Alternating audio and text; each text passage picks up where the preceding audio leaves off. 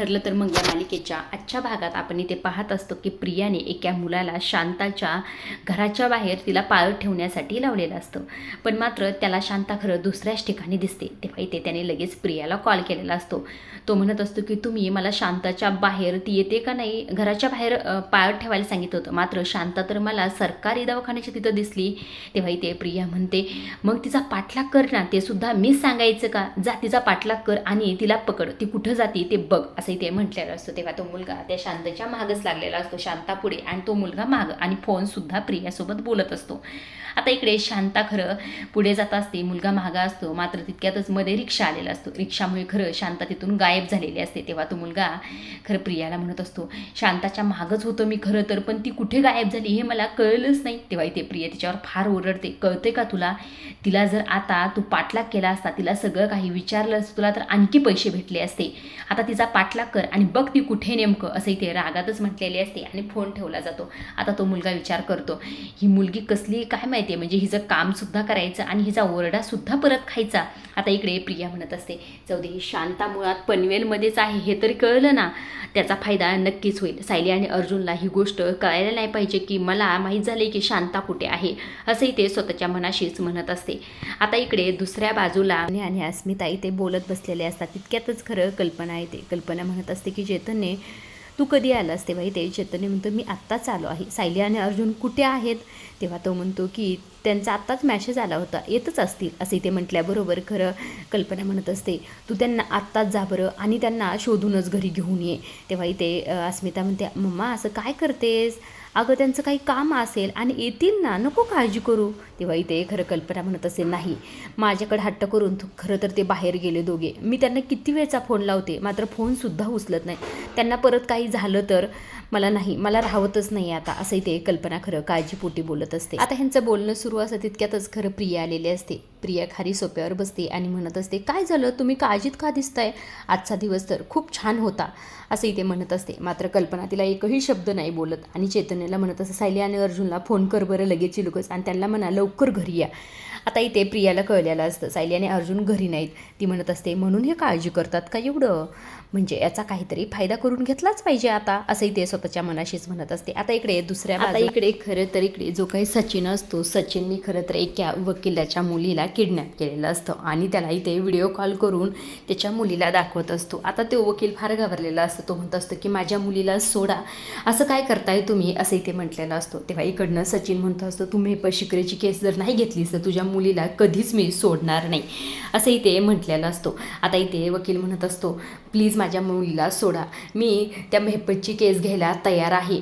आता ती मुलगी देखील रडत म्हणत असते पप्पा मला घ्यायला या, मला खूप भीती वाटते इथे, मला सोडायला या, असं इथे खरं रडतच म्हणत असते. तेव्हा इथे खरं जो सचिन असतो तो सचिन त्या पोरीच्या गालाला जोरात दाबतो, ए चूप बसती का नाही, असं इथे रागातच म्हटलेला असतो. इकडे जी काही साक्षी उभा असते ती म्हणत असते हा साधा वाटत होता मला, हा तर अन्नापेक्षाही डेंजर निघला, असं इथे स्वतःच्या मनाशी म्हणून खरं सचिनची तिला थोडीशी भीती वाटत असते.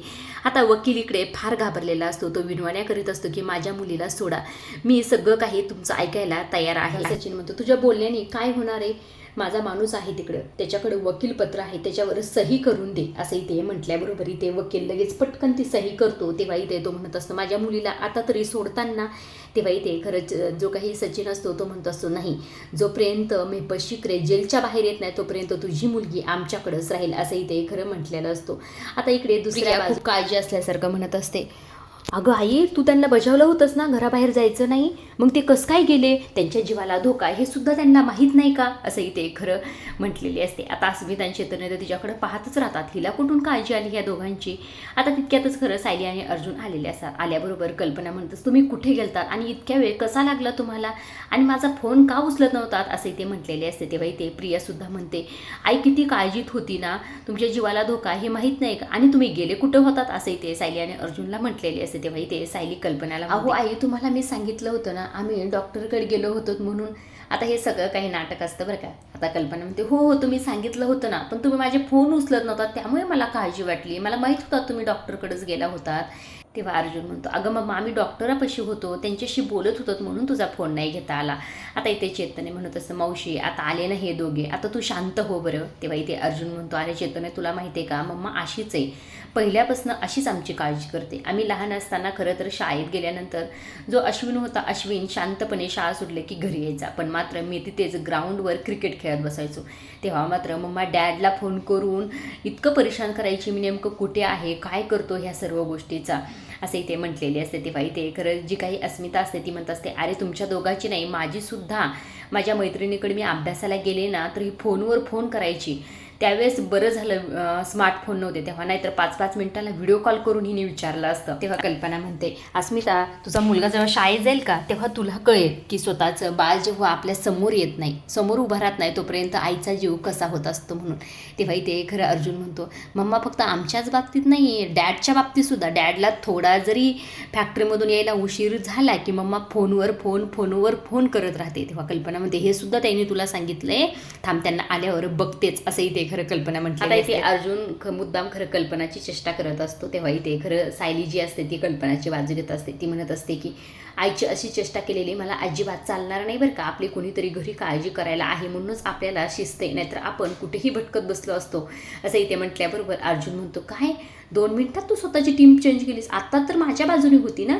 तेव्हा इथे चेतने म्हणतो, अरे अर्जुन असं काय करतो, नवऱ्यापेक्षा सासू महत्त्वाची असते, म्हणजे नवऱ्याला कसं गुंडाळता येतं रे, पण सासूला जर नाराज झाली, राग जर सासूला आला तर मग सुनेचा अवघड आहे बाबा, असं इथे खरं चेतने मुद्दाम म्हणत असतो बरं का. आता इथे खरं तर कल्पना चिडलेली असते बरं का, आणि सायली आणि अर्जुनवर चिडल्यामुळे खरं प्रियाला याचा फायदा घ्यायचा असतो. त्यामुळे प्रिया मुद्दाम कल्पनाकडे जात असते, म्हणत असते, आई खरंच जेव्हा कुठे जायचं असेल ना तेव्हा खरंच घरी कळून गेलं पाहिजे, असं इथे म्हटल्याबरोबर कल्पना मात्र फार चिडते तिच्यावर. तिला म्हणत असते की हो का, तुला खरंच असं वाटतंय का, उगाच तोंडाची वाफ काढण्यासाठी अशी बोलतेस, असं इथे चिडतच म्हटलेले असते. तेव्हा अर्जुन इथे हळूच सायलीला म्हणतो, आता इथे सायलीची 2.2 जागी होत होती आतापर्यंत, आता तर मॉमची मला वाटतं 5.2 जागी झालेली आहे, आता तर प्रियाचं काही खरं नाही वाटतं, असं इथे खरं अर्जुन मुद्दाम म्हणत असतो. अगं आई मला खरंच असं वाटतंय, मी खोटं नाही बोलत गं. तेव्हा कल्पना म्हणते, हो का, मग तुला मी 100 कॉल केले, त्यातला एकही कॉल तू उचलला नाहीस, आणि हे सामान आणायला अख्खा दिवस लागतो का, अख्खा दिवस होतेच तरी कुठं तन्वी,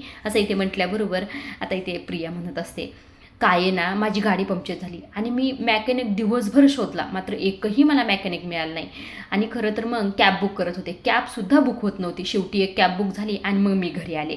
तेव्हा इथे चैतन्य मुद्दाम म्हणतो बरं का, प्रिया म्हणजे अख्ख्या पनवेलमध्ये तुला एकही मॅकॅनिक भेटला नाही आहे, असं कसं होऊ शकतं बरं. तेव्हा इथे जी काही अस्मिता असते ती सुद्धा म्हणते, अगं कॅब तर 20-20 सेकंद त्याला बुक होते, आणि मार्केटमध्ये असे बी रिक्षा असतात, गाडी असते, उभेच असतात, त्या सहज येऊ शकली असतेस तू, असं इथे खरं अस्मिता म्हटल्याबरोबर कल्पना सुद्धा म्हणते, आणि तुझा मोबाईल तर तुझ्याच हातात असेल ना, एक सुद्धा तुला कॉल उचलावा असं वाटलं नाही. तेव्हा इथे प्रिया म्हणत असते, हे बघ आई, मी जे आहे ते खरं सांगितलं, मी अजिबात खोटं बोललं नाही, आता तुमचा त्याच्यावर विश्वास नाही, त्याला मी काहीच करू शकत नाही, असं म्हणून पर्स घेते आणि तिथून निघून जाते. आता इथे प्रियाचा प्लॅन तर फेल गेलेला असतो, कारण की कल्पना फार तिच्यावर ओरडलेली असते.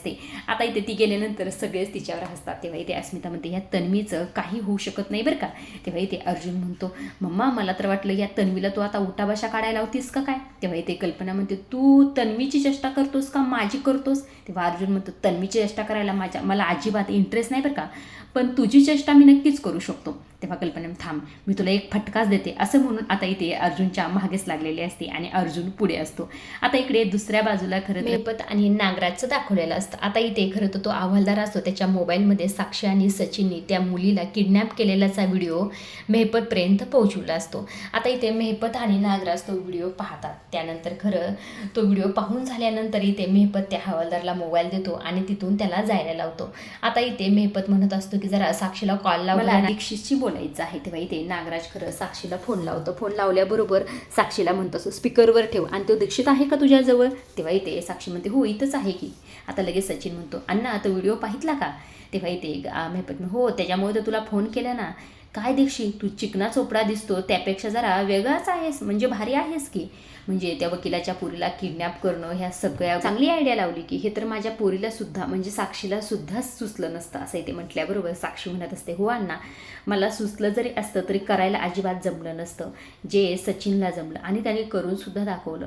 मला सुद्धा सचिनचं एक वेगळंच रूप दिसते असंही ते खरं सचिनकडेच पाहून म्हणत असते, कारण की सचिनचा हा जो काही त्यांनी दाखवलेलं असतं ते पाहून खरंही ते साक्षीला बी खूप मोठा धक्का बसलेला असतो. आता इकडे दुसऱ्या बाजूला प्रिया तिच्यावर आलेली असते तेव्हा ती विचारच करत असते की शांताला मी गाठू तरी कसे, असंही ते विचार करत असते. तितक्यातच खरं तिला अश्विनचा कॉल येतो. अश्विनला कॉल केल्याबरोबर अश्विनला म्हणत असते, काय झालं अश्विन? तेव्हा ते अश्विन म्हणतो, तू घरी आलीस का?